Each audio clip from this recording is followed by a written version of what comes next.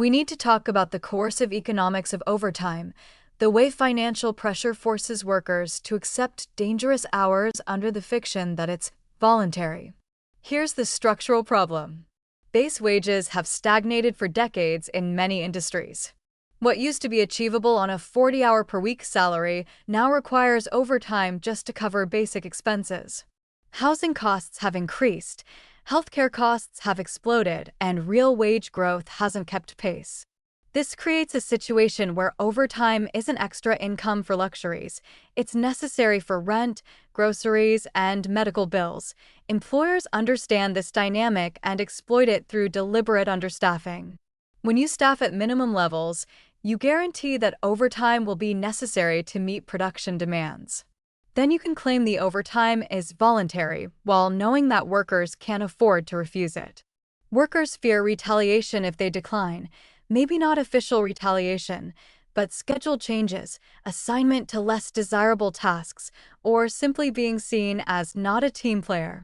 The solution involves restructuring wage systems to eliminate overtime dependency. Living base wages, compensation that actually covers basic needs without requiring extra hours, should be the foundation. Hazard pay should compensate for genuinely dangerous conditions.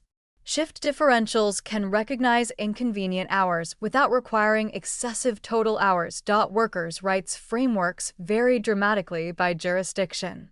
In some countries, legal limits on mandatory overtime are strictly enforced.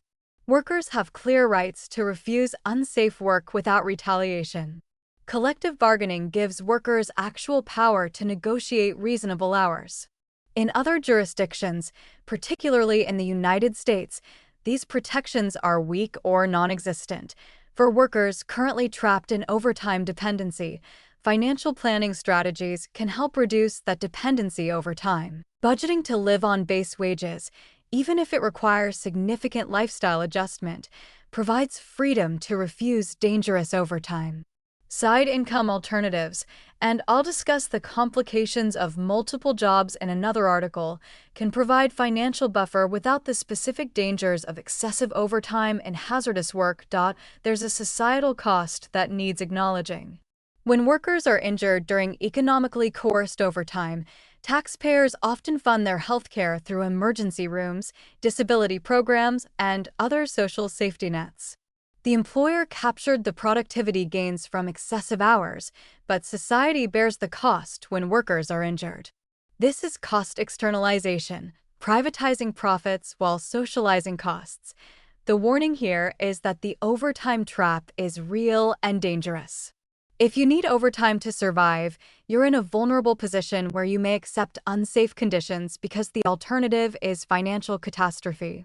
This isn't your moral failing, it's a system designed to extract maximum labor while minimizing compensation. Recognizing this dynamic is the first step toward either changing your situation or, collectively, changing the system.